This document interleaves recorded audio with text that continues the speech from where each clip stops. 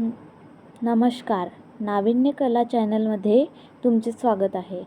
तर आज आपण बघणार आहोत संविधान दिन यावर भाषण. चला तर मग.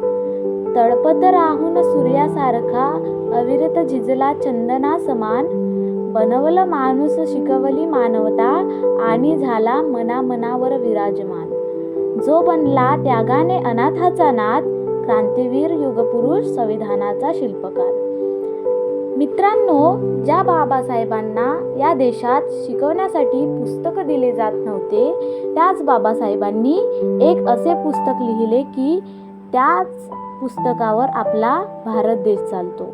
ते म्हणजे भारतीय संविधान. मित्रांनो, 26 नोव्हेंबर म्हणजे भारतीय इतिहासातील सोनेरी दिवस.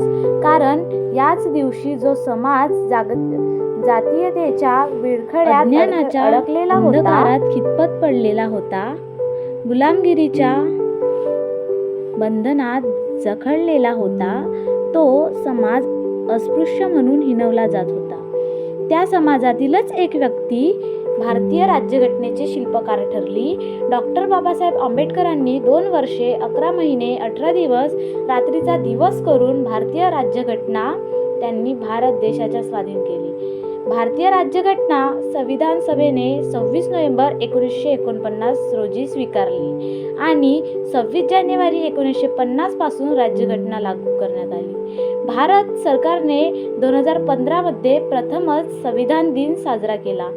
संविधानाचे महत्त्व सर्वत्र पसरवण्यासाठी संविधान दिन साजरा केला जातो.